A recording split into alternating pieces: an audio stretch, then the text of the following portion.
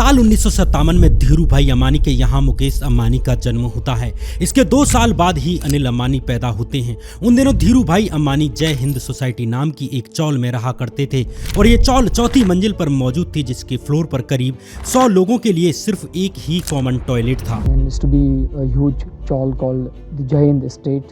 No attached toilets, nothing. Common toilet for maybe 100 occupants on the same floor. Dhirubhai इन दोनों अपना छोटा सा व्यापार सेट करने की कोशिश कर ही रहे थे। परिवार इकोनॉमिकली उतना मजबूत नहीं था, इसलिए अनिल और मुकेश दोनों ही भाई एक दूसरे के कपड़े बदल बदल कर पहनते थे और जब भी किसी एक को कहीं बाहर जाना हो तो दूसरा अपने कपड़े दे देता था। We didn't have lots of clothes between the brothers, so we used to share each other's clothes every other alternate day. हालांकि अगले कुछ सालों में धीरूभाई अंबानी की किस्मत बदल जाती है। धीरूभाई का मसाले और पॉलिस्टर धागे का व्यापार बूम मारने लगता है। साल 1966 में धीरूभाई अंबानी ने मुंबई में रिलायंस कमर्शियल कॉरपोरेशन की शुरुआत कर दी। धीरूभाई ने अपने बेटे अनिल और मुकेश दोनों को ही MBA की पढ़ाई के लिए विदेश भेज दिया। इसी बीच 16 फरवरी 1986 को धीरूभाई अंबानी को सेरेब्रल स्ट्रोक आ जाता है और उनका राइट हैंड पैरालाइज्ड हो जाता है। अब रिलायंस की जिम्मेदारी मुकेश और अनिल के हाथों में आ जाती है। इस वक्त मुकेश अंबानी की उम्र थी 29 साल और अनिल की उम्र थी 27 साल। धीरूभाई के बीमार होने के बाद मुकेश कंपनी का ऑपरेशनल हिस्सा संभालने लगते हैं और उनका काम रिलायंस के मेगा प्रोजेक्ट्स को बजट में और टाइम पर खड़ा करना था। If we can dream it, we can do it. This has been my father's favorite saying that there are no constraints, no boundaries. All constraints and boundaries are really वहीं अनिल अंबानी रिलायंस का public face बन जाते हैं, जो सरकार के साथ lobbying से लेकर रिलायंस की मार्केटिंग को संभालने लग जाते हैं। दोनों भाइयों की इसी इक्वेशन ने काफी समय तक काम किया, लेकिन साल 1991 में धीरूभाई ने एक ऐसा फैसला लिया जिसने दोनों भाइयों के बीच की हायरार्की को साफ कर दिया। धीरूभाई ने मुकेश अंबानी को रिलायंस इंडस्ट्रीज लिमिटेड का वाइस चेयरमैन बना दिया। वहीं अनिल अंबानी को कंपनी के जॉइंट मैनेजिंग डायरेक्टर बने रहने दिया जाता है। ये एक तरह से संकेत था कि धीरूभाई के बाद रिलायंस की कमान मुकेश अंबानी के हाथों में जाएगी। We had struck gas in the very first well that we had drilled, and his only comment was, "Today is a great day for the country. We are going to be an economic superpower." इसके पीछे कई पारिवारिक कारण थे, जिनमें से एक था अनिल का टीना मुनीम से शादी करने का डिसीजन लेना। टीना मुनीम एक बॉलीवुड स्टार थी और उनका सुपरस्टार राजेश खन्ना के साथ एक वेल पब्लिसाइज्ड अफेयर भी रहा था। इस कारण अंबानी फैमिली नहीं चाहती थी कि अनिल टीना मुनीम से शादी करें। I think the family was just trying to tell him that, you know, it's a lifelong commitment, and if a girl is coming from film background, they didn't know me, obviously, I don't blame them for it. But if she's coming from film background, and you know how films are perceived. आखिर में family pressure के कारण अनिल अंबानी और टीना मुनीम ने breakup कर लिया और लगभग 4 साल तक दोनों ने कोई बात नहीं की। इन 4 सालों में अनिल अंबानी ने हर अरेंज्ड मैरिज के प्रपोजल को ठुकरा दिया। 4 साल बाद एक बार फिर टीना और अनिल के बीच बातचीत होने लग जाती है। हेमिस मैकडोनाल्ड अपनी किताब में लिखते हैं कि धीरूभाई ने इन दोनों का रिश्ता तोड़वाने की पूरी कोशिश की। उन्होंने सरकार के भीतर अपने सोर्सेज का इस्तेमाल किया और ईडी ने टीना के घर पर रेड मार दी। जब अनिल को पता चला कि ईडी की टीम ने टीना के साथ मिसबिहेव किया है, तो अनिल अंबानी ने धमकी दी कि अगर धीरूभाई ने टीना को स्वीकार नहीं किया तो वे परिवार को छोड़ देंगे। अंत में अंबानी परिवार को अनिल के सामने झुकना पड़ता है। इस तरह 2 फरवरी 1991 के दिन टीना और अनिल की शादी हो जाती है। वहीं दूसरी तरफ मुकेश ने उस लड़की से शादी की जो उनकी मां ने पसंद की थी। I believed in the arranged marriage. He said okay, and the way he worked this out was he was independently talking to Neeta, independently talking to me, and proving to both of us that it was in our individual interests. इधर 6 जुलाई 2002 के दिन धीरूभाई अंबानी ने आखिरी सांसें ले ली, लेकिन इसके साथ ही धीरूभाई ने एक बड़ी समस्या अपने पीछे छोड़ दी और वो समस्या थी वसीयत की। धीरूभाई ने कोई वसीयत नहीं छोड़ी थी, इसलिए धीरूभाई के 90,000 करोड़ रुपए के एम्पायर में से किसको क्या मिलेगा, इसका कोई सीधा साधा ब्लूप्रिंट नहीं था। 31 जुलाई 2002 को रिलायंस की बोर्ड मीटिंग होती है और इसमें सर्वसम्मति से मुकेश अंबानी को रिलायंस इंडस्ट्रीज का चेयरमैन एंड मैनेजिंग डायरेक्टर चुन लिया जाता है। वहीं अनिल अंबानी वाइस चेयरमैन बने रहते हैं और उन्हें मैनेजिंग डायरेक्टर बने रहने दिया जाता है। इस वक्त तक सब ठीक लग रहा था, लेकिन असल में ऐसा था नहीं। अनिल और मुकेश के बीच तकरार काफी पहले से ही शुरू हो चुकी थी और इसका एक कारण थे संदीप टंडन नाम की एक फॉर्मर IRS ऑफिसर। ये संदीप टंडन ही थे जिन्होंने टीना मुनीम के घर पर ईडी की रेड मारी थी। लेकिन साल 1994 में मुकेश के अप्रूवल के बाद संदीप टंडन ने रिलायंस कंपनी को एज ए कंसल्टेंट ज्वाइन कर लिया था। इस फैसले से दोनों भाइयों के बीच में एक दरार आ जाती है। अनिल की एक शिकायत थी कि मुकेश अपने लॉयलिस्ट लोगों को को ज्यादा तवज्जो दे रहे हैं। नतीजा ये हुआ कि धीरू भाई के जिंदा रहते हुए ही 1999 तक दोनों भाइयों के बीच दरार साफ दिखने लग जाती है। पूरा रिलायंस ग्रुप दो खेमों में बंटने लगता है, एक प्रो मुकेश और दूसरा प्रो अनिल। धीरू भाई के मौत के कुछ महीने बाद यानी 28 दिसंबर 2002 को रिलायंस कंपनी ने टेलीकॉम की दुनिया में एंट्री मार ली और रिलायंस इंफोकॉम नाम से एक नई कंपनी खड़ी की जाती है। लेकिन इसमें अनिल को या उनके किसी भी करीबी को कोई इम्पोर्टेंट रिस्पॉन्सिबिलिटी नहीं दी जाती। इस कदम को ऐसे देखा गया कि मुकेश अंबानी अपने भाई अनिल अंबानी को धीरे धीरे किनारे कर रहे हैं। इधर मुकेश अंबानी अनिल की पॉलिटिकल एक्टिविटीज को पसंद नहीं कर रहे थे। अनिल की समाजवादी पार्टी के मुलायम सिंह यादव और अमर सिंह से बढ़ती नजदीकियां मुकेश अंबानी को पसंद नहीं आ रही थी। ये सच है कि धीरू भाई के कई नेताओं से गहरे रिश्ते थे। इंदिरा गांधी से लेकर कई बड़े नेताओं तक उनकी पहुँच थी, लेकिन धीरू भाई का तरीका अलग था। वे किसी एक पार्टी या नेता के साथ चिपकते नहीं थे, बल्कि सबसे अच्छे रिश्ते बनाकर रखते थे। लेकिन अनिल का किसी एक खेमे में जाना, इतना करीब जाना मुकेश को रिलायंस के लिए खतरनाक लग रहा था। News coming in that Anil Ambani has met Mulayam Singh. In fact, the meeting in between Mulayam Singh and Anil Ambani took place for about 45 minutes. इस वीडियो को आगे कंटिन्यू करने से पहले एक छोटी सी बात, अगर आप शेयर मार्केट में ट्रेडिंग करते हो तो आप जानते होंगे कि ब्रोकरेज चार्जेस चुपचाप कितना ज्यादा जुड़ जाते हैं। कई ट्रेडर्स हर महीने का 7 से 8 हजार रुपए तक ब्रोकरेज चार्जेस देते हैं, जो साल भर में 40 से 50 हजार तक पहुंच जाते हैं। इसी प्रॉब्लम को सॉल्व करने के लिए लेमन का इन्फिनिटी प्लान आता है, जिसमें सिर्फ 199 रुपए पर मंथ देने पर आप अनलिमिटेड ऑर्डर्स प्लेस कर सकते हैं, वो भी जीरो ब्रोकरेज पर और वो भी स्कैल्पर मोड के साथ। इन्फिनिटी प्लान के साथ आपको पावरफुल ट्रेडिंग टूल्स भी मिलते हैं, जैसे ultra fast scalper mode, 100+ premium indicators, advanced screeners और प्रोफेशनल ट्रेडिंग टूल्स। साथ ही आपको डेडिकेटेड व्हाट्सएप सपोर्ट भी मिलता है। इस प्लान की रेगुलर प्राइस 1499 रुपए पर मंथ है, लेकिन अगर आप डिस्क्रिप्शन या कमेंट बॉक्स में दी गई लिंक से अपना अकाउंट ओपन करते हैं तो आपको ये प्लान सिर्फ 199 रुपए में मिलेगा। इसके अकाउंट ओपनिंग भी कम्प्लीटली फ्री है और चूंकि लेमन एक सेबी रजिस्टर ब्रोकर है, इसलिए ये प्लेटफॉर्म सेफ है और सिक्योर है। अगर आप भी ब्रोकरेज की टेंशन के बिना शेयर मार्केट में ट्रेड करना चाहते हैं तो लिंक आपको डिस्क्रिप्शन और कमेंट बॉक्स में मिल जाएगी। अब वापस अपने टॉपिक पर लौटते हैं। अनिल अंबानी समाजवादी पार्टी के इतने नजदीक आ जाते हैं कि जून 2004 में उन्होंने यूपी से इंडिपेंडेंट कैंडिडेट के तौर पर राज्यसभा का नॉमिनेशन भर दिया और अमर सिंह और मुलायम सिंह की बैकिंग के साथ ही ये चुनाव जीत भी जाते हैं। ये बात मुकेश अंबानी के लिए किसी झटके से कम नहीं थी। आज उद्योगपति अनिल अंबानी भी दिल्ली में मुलायम सिंह यादव के सरकारी आवास पर मिलने पहुंचे। अंबानी शाम करीब 4 बजे मुलायम के घर पहुंचे और करीब 5:30 बजे वहां से निकले। वैसे मुलायम और अनिल अंबानी की पुरानी नजदीकी मानी जाती है, क्योंकि इस समय सेंटर में कांग्रेस की नई सरकार बनी थी और समाजवादी पार्टी उसकी प्रमुख विरोधियों में से एक थी। ऐसे में अनिल का समाजवादी पार्टी से इतनी गहरी नजदीकी रिलायंस के बिजनेस इंटरेस्ट के लिए खतरा बन सकती थी, क्योंकि जिस सरकार से कंपनी को काम लेना था उसी की विरोधी पार्टी के साथ अनिल खुलकर खड़े नजर आ रहे थे। जब राष्ट्रपति चुनाव का उम्मीदवार तय करने के लिए गहमागहमी चल रही है, सवाल ये है कि अनिल अंबानी की मुलायम से मुलाकात का मायने क्या है। इसी बीच अनिल ने एक और कदम उठाया जिसने मुकेश अंबानी को नाराज कर दिया। अनिल ने उत्तर प्रदेश के दादरी में एक गैस बेस्ड पावर प्लांट लगाने का ऐलान किया और दावा किया कि इसके लिए गैस रिलायंस की कृष्णा गोदावरी बेसिन की डिस्कवरी से आएगी। मुकेश इसे बिजनेस डिसीजन नहीं मानते थे, बल्कि अनिल की राजनीतिक दोस्तियां निभाने की कोशिश मानते थे। मुकेश की नजर में ये प्रोजेक्ट रिलायंस पर जबरदस्ती थोपा गया था। इसके पीछे कोई बिजनेस लॉजिक नहीं था, बस अमर सिंह और मुलायम सिंह को खुश रखना था। ये जमीन कब्रिस्तान की है, इसकी आधारशिला जो शिलान्यास किया है वो कब्रिस्तान में किया, कब्रिस्तान है सारा। दादरी पावर प्लांट दोनों भाइयों के बीच बढ़ते टकराव की एक और वजह बन जाता है। संसद में आज इस मामले पर सरकार के बयान के बाद फिर अनिल अंबानी ने तीखे हमले किए और आज उनके निशाने पर रहे बड़े भाई मुकेश अंबानी की कंपनियां। इनके अलावा और भी कई बिजनेस मामले थे जिनसे दोनों भाइयों के बीच दरार बढ़ जाती है। जुलाई 2004 में रिलायंस की एक बोर्ड मीटिंग होती है। इस मीटिंग में एक सप्लीमेंट्री एजेंडा के थ्रू मुकेश अंबानी को रिलायंस कंपनी के सारे फाइनेंशियल और इन्वेस्टमेंट डिसीजंस की सिंगल पॉइंट रिस्पॉन्सिबिलिटी सौंप दी जाती है, यानी अनिल के हाथ से असली ताकत अब छीन ली जाती है। There is no ego. There is only pain, hurt and emotion.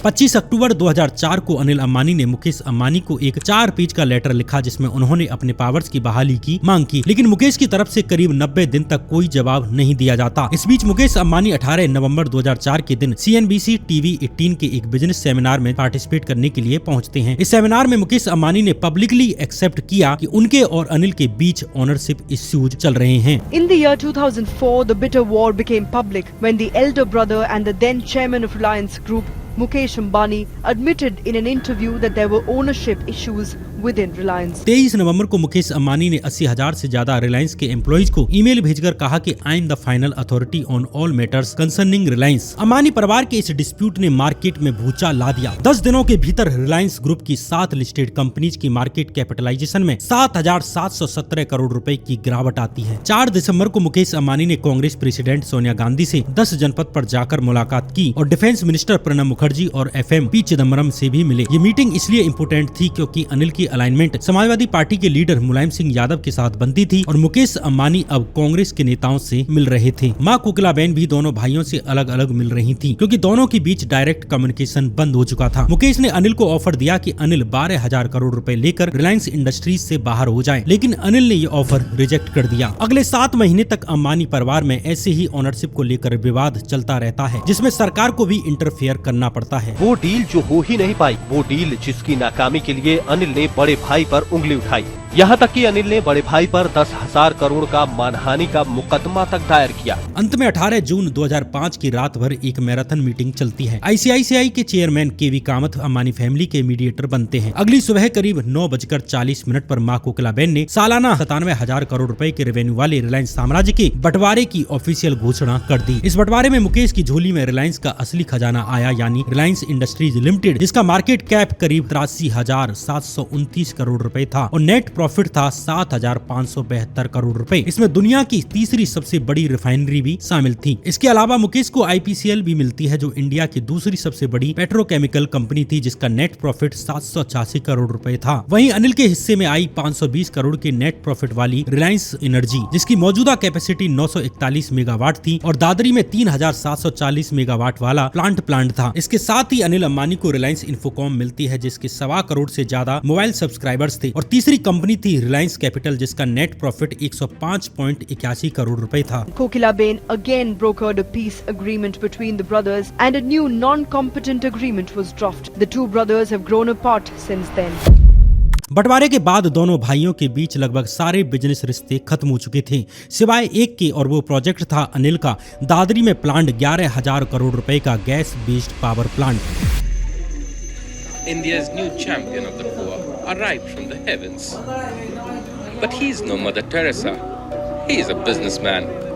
It's Anil Ambani who is setting up a $2 billion power plant here. Dadri plant दुनिया का सबसे बड़ा सिंगल लोकेशन पावर प्लांट बनने वाला था। बंटवारे के एग्रीमेंट में मुकेश ने अनिल के दादरी प्रोजेक्ट के लिए नेचुरल गैस सप्लाई देने की कमिटमेंट दी थी, इसलिए यही वो इकलौता कारोबारी रिश्ता था जो अभी भी दोनों भाइयों के बीच बचा हुआ था। लेकिन आगे चलकर यही MOU इन दोनों भाइयों के बीच बड़ी दरार डालने वाला था। बंटवारे के बाद अनिल अंबानी को टेलीकॉम बिजनेस में बड़ी सक्सेस मिलती है। जैसे जैसे देश में मोबाइल फोन बढ़ रहे थे, वैसे वैसे अनिल की रिलायंस इन्फोकॉम का साम्राज्य बढ़ रहा था। Reliance India mobile users conveniently access India's first wireless internet portal, Our World. Anil ने खुद को सिर्फ मोबाइल तक सीमित नहीं रखा, वे इंटरनेट की तरफ तेजी से बढ़ने लगते हैं। जुलाई 2007 में अनिल अंबानी ने एक अमेरिकन कंपनी खरीद ली जो इथरनेट सिस्टम्स में एक्सपर्ट थी। अनिल की रिलायंस कैपिटल कंपनी भी क्लेवर मार्केटिंग के दम पर इंडिया की सबसे बड़ी फंड मैनेजमेंट इंस्टीट्यूशंस में से एक बन चुकी थी। रिलायंस कैपिटल के जरिए अनिल ने अरुणपुरी के इंडिया टुडे ग्रुप की मीडिया हाउस टीवी टुडे में 32% हिस्सेदारी खरीद ली। साथ ही TV 18, NDTV, जी इंटरप्राइजेज और UTV में भी इन्वेस्टमेंट लगाया। यानी देश के लगभग हर बड़े मीडिया हाउस में अनिल अंबानी की किसी न किसी रूप में मौजूदगी हो गई थी। 2007 तक आते आते अनिल की दौलत में जबरदस्त उछाल आता है। अनिल की नेट वर्थ 3 गुना बढ़कर $45 बिलियन तक पहुंच जाती है। वहीं मुकेश अंबानी की नेट वर्थ $49 बिलियन थी। यानी अनिल अपने बड़े भाई के एकदम पास पहुंच चुके थे। लेकिन इसी बीच एक बड़ा स्कैंडल बाहर आता है। दिल्ली के कई मीडिया ग्रुप्स को अमर सिंह की कुछ कॉल रिकॉर्डिंग्स भेजी जाती हैं। इन्हीं में से एक कॉल रिकॉर्डिंग थी अमर सिंह और अनिल अंबानी के बीच की। पूरी काइंड ऑफ वर्क तो आज मिलने वाला है, ठीक है, तो अभी दूं या रोक दूं उसको? नहीं दे दे। इन टेप्स में अनिल अंबानी अमर सिंह से ट्रेडर को 500, 800, 1000 करोड़ रुपए के ऑर्डर्स दिलवाने की बात कर रहे थे। 500, 800, 1000 करोड़ का ऑर्डर मिलेगा आज उनको, HFCL को। तो मैंने कहा कि without the blessings and approval of mister Amar Singh you will get nothing. इस ऑडियो में अमर सिंह बड़े गर्व से कहते हैं कि लोग उन्हें रिलायंस इन्फोकॉम का बॉस यानी ऑनर समझते हैं। मतलब वो जानते हैं कि इस फैक्ट मालिक मैं ही हूँ रिलायंस इन्फोकॉम का, ये तो मैं भूल ही सकता हूँ। रिलायंस एनर्जी इन्फोकॉम का सभी का मालिक है सर। और मालिक ऑफ अनिल अंबानी तो दूसरा लोग कौन है? एक जगह अनिल ने जवाब दिया कि इसमें 20-25 करोड़ रुपए का फायदा तो डेफिनेटली होगा ही। विल बी अबाउट 700-800 करोड़ होता है। 700 करोड़ कमाएंगे कितना? इसको कमा लेंगे इसमें 70-80 करोड़ 21 में 25-50 करोड़ रुपए कमा लेंगे। ये कॉन्वर्जेशन सीधे सीधे बता रहा था कि पॉलिटिकल पावर्स का इस्तेमाल बिजनेस डील्स के लिए कैसे किया जा रहा था। अनिल अंबानी की छवि पर इन टेप्स का गहरा असर पड़ता है। अनिल ने 2006 के बीच में ही अपनी राज्यसभा सीट छोड़ दी, लेकिन अब तक काफी पॉलिटिकल डैमेज हो चुका था। लेकिन मैं कहना चाहता हूं कि हम अपनी उस निजी बात में भी, अगर मेरे सपने में भी अगर रिश्वत देने की बात कही हो, कोई अनैतिक बात कही हो, तो जो सजा छोड़ की है वो मेरी हो। 2007 में जब मायावती यूपी की सत्ता में आई तो उन्होंने सबसे पहले उस स्टेट डेवलपमेंट काउंसिल को भंग किया जिसमें अनिल अंबानी मेंबर थे और अमर सिंह चेयरमैन थे। इसके साथ ही अनिल के दादरी पावर प्रोजेक्ट की क्लियरेंस भी अब रिव्यू में डाल दी गई। दूसरी तरफ अनिल अंबानी के भाई मुकेश अंबानी कृष्णा गोदावरी गैस के वादे को डिलीवर नहीं कर रहे थे। अनिल अंबानी और मुकेश के बीच गैस सप्लाई का एग्रीमेंट हुआ था, वो लागू नहीं हो रहा था। वादे के मुताबिक मुकेश अंबानी को कृष्णा गोदावरी गैस फील्ड से अनिल अंबानी के दादरी और पाताल गंगा पावर प्लांट्स को गैस सप्लाई करनी थी, लेकिन जल्द ही दोनों पक्ष इस एग्रीमेंट की इंटरप्रिटेशन पर लड़ने लग जाते हैं। अनिल के ग्रुप ने आरोप लगाया कि मुकेश की रिलायंस इंडस्ट्रीज एग्रीड प्राइसेस पर गैस सप्लाई नहीं करना चाहती। जब मुकेश की कंपनी ने ministry of petroleum and natural gas के पास $2.34 प्रति यूनिट की प्राइस अप्रूव करवाने के लिए अर्जी लगाई तो मिनिस्ट्री ने साफ मना कर दिया। मिनिस्ट्री ने कहा कि नेचुरल रिसोर्सेज की कीमत सरकार तय करेगी, कंपनी नहीं। उस वक्त मुरली देवड़ा पेट्रोलियम मिनिस्टर थे, वही देवड़ा जो धीरू भाई अंबानी के पुराने करीबी थे। Facts are deliberately being twisted to suggest that the corporate agreement between Reliance Industries and Reliance Natural Resources amounts to a private division of sovereign national assets. This bogey of sovereign ownership is being raised with the sole purpose of attempting to bail out Reliance Industries. इस पर अनिल अंबानी ने आरोप लगाया कि ये सब मुकेश अंबानी को फायदा पहुंचाने की साजिश है। सरकार जानबूझकर प्राइस अप्रूव नहीं कर रही ताकि मुकेश को फायदा हो। इस तरह अनिल की गैस पाइपलाइन बिछाने की क्लियरेंस भी अब रुक जाती है। जून 2008 में अनिल ने एक ऐसा कॉर्पोरेट मूव किया जो उन्हें वेल्थ में मुकेश अंबानी से काफी आगे करने वाला था और शायद दुनिया का सबसे अमीर आदमी भी बना देता। अनिल अंबानी ने साउथ अफ्रीका की सबसे बड़ी सेल फोन कंपनी MTN के साथ एक मर्जर डील तय कर ली थी। ये उस समय की सबसे बड़ी डील होने वाली थी, लेकिन मुकेश अंबानी ने टांग अड़ा दी। उन दिनों मुकेश अंबानी साउथ अफ्रीका में थे और बोत्सवाना में अपनी फैमिली के साथ हॉलीडे मना रहे थे। इन छुट्टियों के बीच से ही मुकेश अंबानी ने MTN और अनिल अंबानी दोनों को लेटर्स भेजकर दावा किया कि जून 2005 के सेटलमेंट एग्रीमेंट के तहत अगर कोई भाई अपनी एसेट्स बेचता है तो दूसरे भाई को सबसे पहले खरीदने का अधिकार है, यानी राइट ऑफ फर्स्ट रिफ्यूजल, जिसका मतलब है कि किसी भी बाहरी पार्टी से डील करने से पहले दूसरे भाई को वो डील उसी शर्तों पर लेने या उसे छोड़ने का मौका देना होगा। इस लेटर में मुकेश ने साफ चेतावनी दी कि अगर ये मर्जर आगे बढ़ा तो वो कोर्ट में चैलेंज करेंगे। अनिल की इस धमकी से MTN कंपनी पीछे हट जाती है और ये डील यहीं पर समाप्त हो जाती है। दूसरी तरफ अनिल अंबानी के गैस एग्रीमेंट की लड़ाई अब कोर्ट तक पहुंच चुकी थी। इसे लेकर 7 मई 2010 को सुप्रीम कोर्ट का जजमेंट आता है और इसमें भी मुकेश की ही जीत होती है। मुकेश से गैस वॉर में हारने के बाद अनिल अंबानी के लिए अब दादरी में पावर प्रोजेक्ट बनाना मुश्किल था। अनिल के दोस्त अमर सिंह भी अब पॉलिटिकली इरेलेवेंट हो चले थे और यूपी स्टेट से समाजवादी पार्टी की सरकार भी जा चुकी थी। अब बसपा की मायावती राज्य में मुख्यमंत्री थी। मायावती सत्य निष्ठा से प्रतिज्ञान करती हूँ। ये वो समय था जब दोनों भाइयों के बीच के नॉन कम्पीट क्लॉज के 5 साल पूरे हो चुके थे, जिसके तहत ये तय हुआ था कि शुरू के 5 साल तक दोनों भाई एक दूसरे के फील्ड में एंट्री नहीं करेंगे। लेकिन इस क्लॉज के खत्म होने के साथ ही अब दोनों भाई एक दूसरे के बिजनेस फील्ड में एंट्री कर सकते थे। दूसरी तरफ दादरी पावर प्रोजेक्ट के लिए किसानों से ली गई जमीन भी अब विवाद में चल रही थी। 2004 में मुलायम सिंह यादव सरकार ने एक इमरजेंसी प्रोविजन का सहारा लेकर इस जमीन को किसानों से एक्वायर किया था, लेकिन दिसंबर 2009 में इलाहाबाद हाईकोर्ट ने इस पूरे मामले पर बड़ा फैसला सुनाया। कोर्ट ने साफ कहा कि जमीन अधिग्रहण के लिए इमरजेंसी प्रोविजन का इस्तेमाल गलत था। कोर्ट ने कहा कि अगर जमीन लेनी ही है तो हर उस किसान से नो ऑब्जेक्शन सर्टिफिकेट लेना होगा जिसकी जमीन ली जा रही है। इतना ही नहीं, कोर्ट ने किसानों को एक रास्ता भी दिया। जो किसान अपनी जमीन वापस चाहते हैं वे अनिल की कंपनी से मिला मुआवजा लौटाकर अपनी जमीन वापस ले सकते हैं। इलाहाबाद हाईकोर्ट के ताजा आदेश ने अनिल अंबानी की कंपनी रिलायंस पावर के दादरी पावर प्रोजेक्ट को बड़ा झटका दिया है। अदालत ने जमीन अधिग्रहण के पुराने फैसलों को खारिज कर दिया है।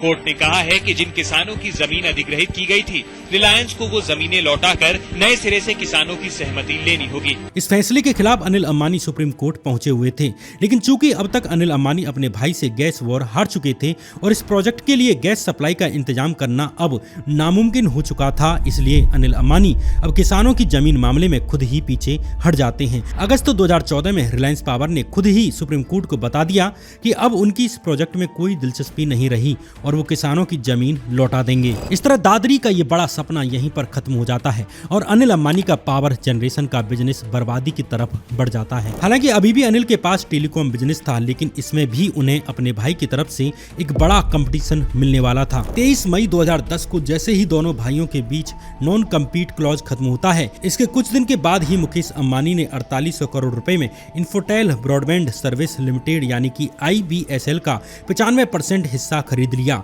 ये वो इकलौती कंपनी थी जिसने पैन इंडिया 4G स्पेक्ट्रम जीता था। Once the bid prices started becoming high, we realized that we needed to talk to a strategic partner. So we were talking to Reliance since the start of somewhere in between the auction, and so it's not something which has happened in one day. जनवरी 2013 में मुकेश अंबानी ने IBSL का नाम बदलकर रिलायंस जियो Infocom limited कर लिया। यही company आगे चलकर अनिल अंबानी के टेलीकॉम बिजनेस को खत्म करने वाली थी। हालांकि अनिल की मुसीबतों की जड़ सिर्फ मुकेश अंबानी नहीं थे। 2010 आते आते इंडियन टेलीकॉम इंडस्ट्री एक बड़े बदलाव के दौर से गुजर रही थी। 2G से 3G पर शिफ्ट हो रहा था, इंटरनेट सर्विस का दौर भी शुरू हो चुका था और इसके लिए टेलीकॉम इक्विपमेंट और स्पेक्ट्रम खरीदने में भारी भरकम इन्वेस्टमेंट की जरूरत थी। Our core network has been 3G ready. Our content and applications are getting 3G ready, and the IT is geared up for 3G. जब 2002 में रिलायंस ग्रुप का बंटवारा नहीं हुआ था, तब मुकेश अंबानी ने टेलीकॉम बिजनेस खड़ा किया तो उस वक्त मार्केट में दो तरह की टेक्नोलॉजी थी, GSM और CDMA। उस वक्त एयरटेल, हच जैसी कंपनी ने GSM का रास्ता चुना तो वहीं मुकेश ने रिलायंस के लिए CDMA पर दाव लगाया। Now the emerging business of information and communications. ये फैसला आगे चलकर अनिल अंबानी को भारी पड़ने वाला था, क्योंकि CDMA टेक्नोलॉजी की एक बड़ी सीमा ये थी कि ये सिर्फ 2G और 3G तक ही काम कर सकती थी, इसे 4G पर ले जाना संभव नहीं था। जब बंटवारे में ये बिजनेस अनिल के हिस्से आया तो उन्हें मुकेश की इस गलती का बोझ भी विरासत में मिला। अनिल ने समझदारी दिखाते हुए 1 साल के भीतर ही CDMA से GSM पर शिफ्ट कर लिया, लेकिन इस ट्रांजिशन में जो वक्त लगा और जो पैसा लगा उसकी कीमत अनिल को चुकानी थी और टेलीकॉम जैसे तेजी से बदलने वाली इंडस्ट्री में हर 1 साल की देरी बहुत मायने रखती है। अनिल अंबानी ने 3G की दौड़ में कूदने का फैसला तो कर लिया, लेकिन इसकी उन्हें भारी कीमत चुकानी थी। एक के बाद एक इन्वेस्टमेंट करने के कारण रिलायंस कम्युनिकेशन पर 30,000 करोड़ रुपए का कर्ज चढ़ जाता है। 2012 तक रिलायंस कम्युनिकेशन, जो कभी इंडिया की दूसरी सबसे बड़ी टेलीकॉम कंपनी हुआ करती थी, वो अब सब्सक्राइबर्स के मामले में वोडाफोन से भी पीछे खिसककर तीसरे नंबर पर आ जाती है। 2016 तक ये गिरावट और तेज होती है और रिलायंस कंपनी चौथे नंबर पर पहुंच जाती है और फिर वो तूफान आता है जिसने सिर्फ अनिल अंबानी को ही नहीं बल्कि पूरी टेलीकॉम इंडस्ट्री में ही तूफान ला दिया, और वो तूफान था मुकेश अंबानी की कंपनी जियो की entry. Dear share owners, the world's demand for digital oxygen, that is data, is growing explosive. Jio's mission is to meet this exploding need for India and to take our nation from a data shortage to data abundance. सितंबर 2016 में मुकेश की रिलायंस जियो ने धमाकेदार entry की। जियो ने मुफ्त 4G services देकर वो खेल खेला जो पहले कभी नहीं हुआ था। करोड़ों कस्टमर्स रातों रात दूसरी कंपनी छोड़कर जियो पर शिफ्ट हो जाते हैं। अनिल की रिलायंस ने फाइनेंशियल ईयर 2016 और 17 में कंपनी के इतिहास का पहला फुल ईयर लॉस दर्ज किया, यानी कंपनी को 1285 करोड़ रुपए का घाटा हुआ। अब अनिल के पास कोई रास्ता नहीं बचा था। आखिरकार रिलायंस कम्युनिकेशन ने अपने 3G और 2G के बिजनेस को बंद करने की घोषणा कर दी। 2017 तक रिलायंस कम्युनिकेशन पर कर्ज का बोझ बढ़कर 43,000 करोड़ रुपए तक पहुंच जाता है। डूबते को तिनके का सहारा वाली कहावत की तरह ही अनिल ने अपना टावर और फाइबर बिजनेस अमेरिकी कंपनियों टिलमैन और TPG को 30,000 करोड़ रुपए में बेचने की डील की। अगर ये डील हो जाती तो अनिल के कर्ज का एक बहुत बड़ा हिस्सा उतर सकता था और कंपनी को कुछ सांस मिलती, लेकिन ये डील भी आखिरकार फेल हो जाती है। एप्स्टीन और अनिल अंबानी के बीच के जो ईमेल बाहर हुए हैं वे इसी दौर के हैं जब अनिल अंबानी एप्स्टीन की एक्सेस से अपने लिए नए बिजनेस अपॉर्चुनिटीज की तलाश कर रहे थे। Months after Trump became president in 2017, Anil Ambani wanted Epstein's help to reach Trump's team. इधर आरकॉम के कर्जदार अनिल अंबानी के पीछे पड़ जाते हैं और बात अदालत तक पहुंच जाती है। सबसे पहले स्वीडिश टेलीकॉम कंपनी एरिक्सन ने अनिल पर पेमेंट डिफॉल्ट का आरोप लगाया। सुप्रीम कोर्ट ने अनिल अंबानी को 30 सितंबर 2018 तक एरिक्सन को 550 करोड़ रुपए चुकाने का आदेश दिया, लेकिन अनिल ये मामूली पैसे भी नहीं चुका सके। इस बार कोर्ट ने सख्ती से आदेश दिया कि मार्च 2019 तक पैसे चुकाओ, वरना कोर्ट के आदेश की अवमानना के लिए जेल भेज दिया जाएगा। कोर्ट ने कहा है कि अनिल अंबानी और अन्य 2 निदेशकों को एरिक्सन इंडिया को 4 हफ्तों के अंदर 453 करोड़ रुपए का भुगतान करना होगा। जब अनिल पर जेल का खतरा मंडराने लगा तो उनकी मां कोकिलाबेन ने बीच में आकर मुकेश से बात की। अनिल के पास अब कोई चारा नहीं बचा था, उन्हें अपने ही बड़े भाई के सामने हाथ फैलाने पड़े। सुप्रीम कोर्ट की डेडलाइन खत्म होने से ठीक एक दिन पहले आरकॉम ने एक स्टेटमेंट जारी किया कि उन्होंने एरिक्सन का पूरा बकाया यानी 550 करोड़ रुपए चुका दिए हैं। अनिल ने पब्लिकली अपने बड़े भाई का शुक्रिया अदा करते हुए कहा कि वो मुकेश और भाभी नीता के आभारी हैं। लेकिन इस भाईचारे की कहानी में भी एक ट्विस्ट था। बाद में बिजनेस टुडे की एक रिपोर्ट में सामने आया कि मुकेश ने अनिल को ये पैसे कोई दान में नहीं दिए थे, बल्कि आरकॉम ने अपनी कॉर्पोरेट असेट्स को मुकेश अंबानी की एक ग्रुप कंपनी को लीज पर दिया था, जिसके बदले उन्हें ये 460 करोड़ रुपए मिले थे। अनिल अंबानी ने अपने भाई मुकेश अंबानी और भाभी नीता अंबानी का तहे दिल से शुक्रिया अदा किया है। उन्होंने कहा कि मुश्किल वक्त में मेरे भाई मुकेश अंबानी और नीता अंबानी मेरे साथ खड़े हैं। 25 सितंबर 2019 के दिन नेशनल कंपनी लॉ ट्रिब्यूनल ने रिलायंस कम्युनिकेशन को इंसॉल्वेंट यानी दिवालिया घोषित कर दिया और कर्ज चुकाने के लिए कंपनी के एसेट्स को बेचना शुरू कर दिया। 3 चाइनीज बैंक्स ने भी अनिल अंबानी के खिलाफ यूके के कोर्ट में केस कर दिया। इस केस में अनिल ने यूके के कोर्ट को कहा कि आज के समय उनकी नेट वर्थ 0 है और उनके पास ऐसी कोई असेट नहीं बची जिसे बेचकर वो अपना कर्ज चुका सकें। Anil Ambani said to the Chinese courts that his investment value and the net worth is 0 right now. Anil Ambani की सबसे बड़ी कमी ये रही कि उनके पास कोई ऐसा बिजनेस नहीं था जो उन्हें कंसिस्टेंट कैश फ्लो दे सके ताकि वे बाकी वेंचर्स में अपना पैसा लगाते रहें। जब बाजार में आसानी से पैसा मिल रहा था तो उन्होंने जरूरत से ज्यादा डेट ले लिया यानी कर्ज ले लिया और जैसे ही बिजनेस में सुस्ती आई वो उस कर्ज को चुकाने में नाकाम रहे। फिलहाल अनिल अंबानी पर 40,000 करोड़ रुपए की बैंक फ्रॉड का केस चल रहा है। इससे पहले ईडी अनिल अंबानी और उनकी कंपनीज के 12,000 करोड़ रुपए की संपत्तियों को जब्त कर चुकी है। हाल ही में अनिल अंबानी ने कोर्ट में एफिडेविट दिया है कि वे बिना कोर्ट की अनुमति के कोई भी फॉरेन ट्रिप नहीं करेंगे। वहीं दूसरी तरफ अनिल के भाई मुकेश की कुल नेटवर्थ करीब 9 लाख करोड़ रुपए से ऊपर पहुंच चुकी है। दोनों भाई जो कभी एक दूसरे के कपड़े बदल बदल कर पहना करते थे और मुंबई की एक चौल में रहा करते थे, उनके रास्ते साथ साथ चलने के बजाय एक दूसरे की दिशा के ठीक उल्टे निकल पड़े हैं। एक भाई को शोहरत मिली, सम्मान मिला और दूसरे भाई के हिस्से बर्बादी, कर्ज और अपमान आया। इस वीडियो पर आपका क्या कहना है मुझे कमेंट बॉक्स में जरूर बताएं। इस वीडियो को देखने के लिए आपका बहुत बहुत धन्यवाद।